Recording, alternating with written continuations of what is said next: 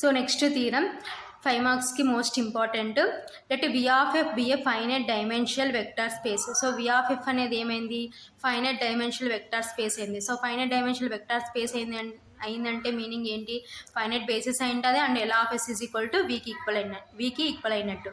Then any two basis of V have the same number of elements. ఏవైనా two basis same number of elements ఉంటాయని prove చేయమంటున్నారు. ఓకేనా.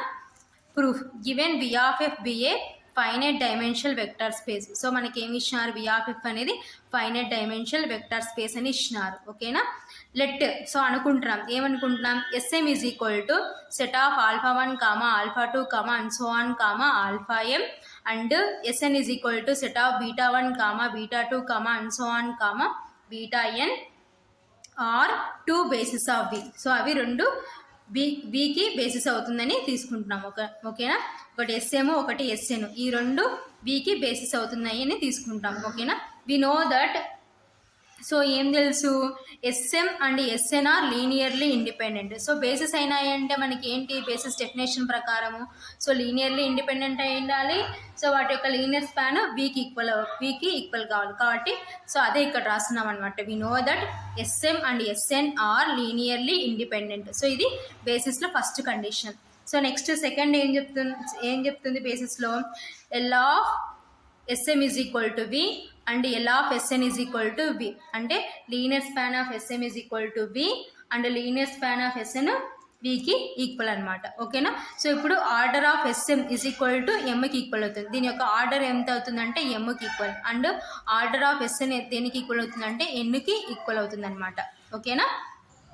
Next so first one we take SM is basis of V. So first ఏం తీసుకున్నామంటే ఏం తీసుకున్నాం, SM is basis of V. So SM అనేది Vకి బేసిస్ అవుతుందని తీసుకుంటాం.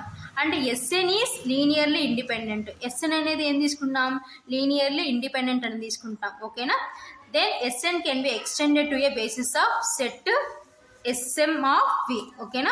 అయితే SN అనేది ఏమవుతుంది, can be extended to a basis of set SM of V. ఓకేనా. SN అనేది SMకి ఏమవుతుందంటే extended to a basis set అవుతుంది. ఓకేనా.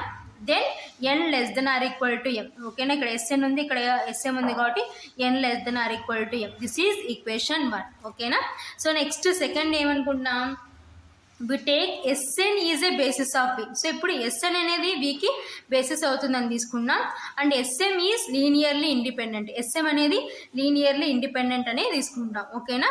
Then SM can be extended to a basis of set SN of V. అయితే SM అనేది SNకి ఏమవుతుందంటే can be extended to a basis set అవుతుంది అనమాట. ఓకేనా.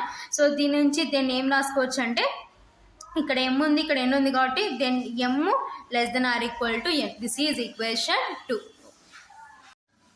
From equations 1 and 2. So from equations 1 and 2 నుంచి ఏం రాసుకోవచ్చు, so N less than or equal to M less than or equal to N ఉంది కాబట్టి therefore N is equal to M. ఎందుకు, so మన మ్యాథమెటిక్స్లో if A less than or equal to B and B less than or equal to A then A is equal to B అని రాసుకోవచ్చు. So అలాగే from equations 1 and 2 నుంచి therefore N is equal to M అని రాసుకుంటాం అనమాట. So equal అయినాయి కాబట్టి thus any two basis of V. So ఏవైనా టూ బేసిస్ తీసుకుంటే have the same number of elements, వాటికి సేమ్ నెంబర్ ఆఫ్ ఎలిమెంట్స్ ఉంటాయన్నమాట. దిస్ ఈజ్ థీరము యొక్క ప్రూఫ్, ఇంపార్టెంట్ 5 మార్క్స్కి.